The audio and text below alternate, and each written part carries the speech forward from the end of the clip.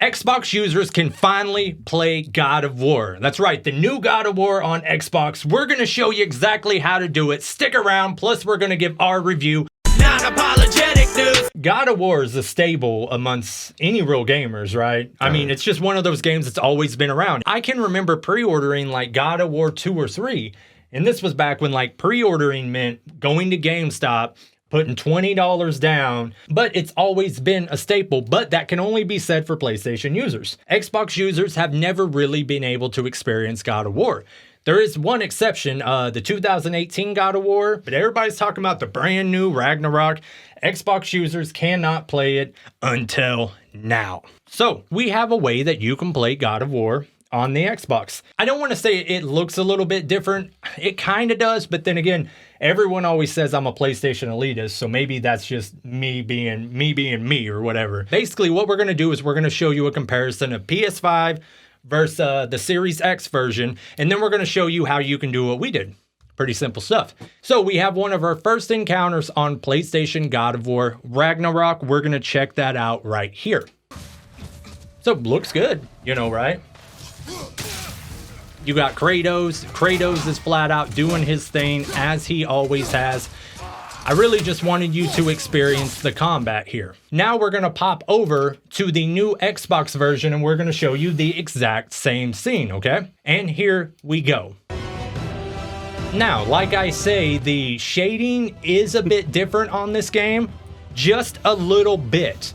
But we can see the exact same action is taking place for those who care. Okay? I can't tell the difference. Now, I do think it warrants just a little bit of back and forth here.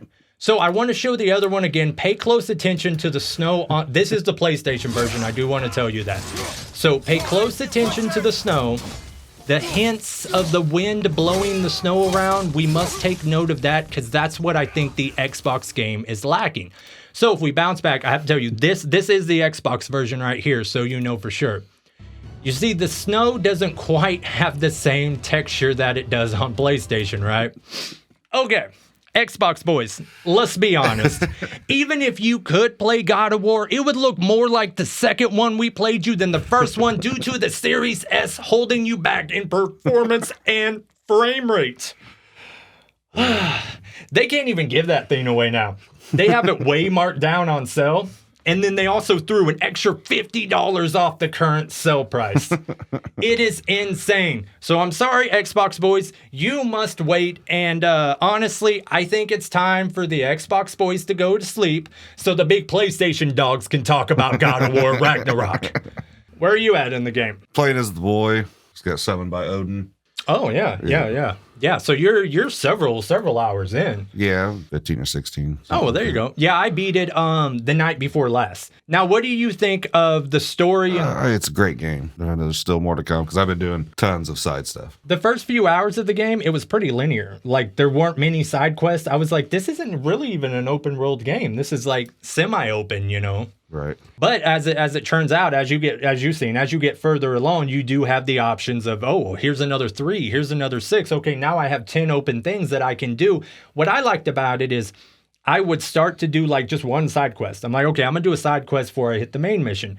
And that side quest takes me to a brand new area I haven't been. And in that brand new area, there's 10 more side quests that feel like main mission quests. And then it's 3 hours later and I haven't touched the main story again. I ended up completing a few side quests just by accident doing another side quest. Now, have you had any bugs? Let's talk about the bad. Let's talk about the bugs in this game. What have you experienced? Like what sticks out when I say bugs? Frustrations. One big thing I noticed, somewhere in a little pack of wolves, whatever they are, and one of them's invisible except for its eyes. That's all you see. So you're beating it down. So you're chasing the eyes to try to figure out where the hitbox is on the enemy. Yeah, and it's still light up. And once I got it down, you hit R3 and do your special kill or whatnot. Yeah, it's still invisible. So you got Kratos there with nothing in a headlock, just stabbing thin air. Yeah. I ran into it where there was a thing where I had to collect like this woman's mementos. It was just a side mission. You had to collect 4 things for this gal. And then the 4th one, in order to collect it, she had to apparently like unveil a hidden wall.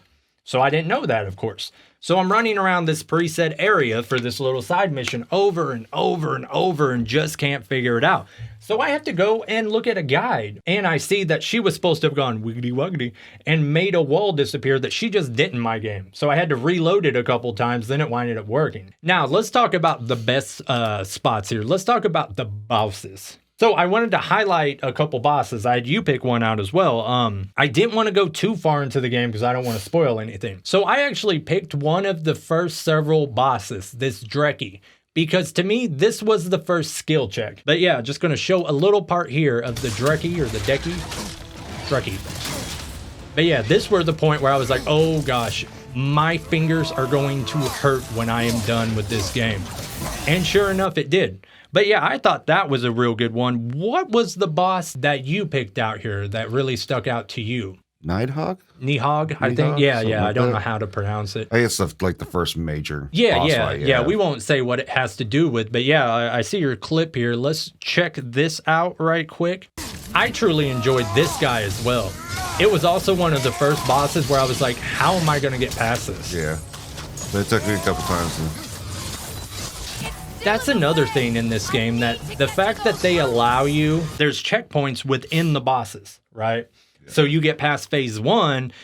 If you die, you start with full health again. So there's really no fully getting stuck in this game. And I like that, but I don't, right? Because it ensures you there is no grinding a boss out. I think two tries. It's definitely going to be a contender for Game of the Year. I mean, that's just without a doubt. From what I hear, they're nominating it up there with Elden Ring and Horizon. Yeah, I think it broke sales records on release day, beat out Elden Ring. Oh, did it? Yeah, that makes sense. God of War's always been more widely accepted, you know. So I could totally see that. By the way, I simped out and I pre-ordered the VR too.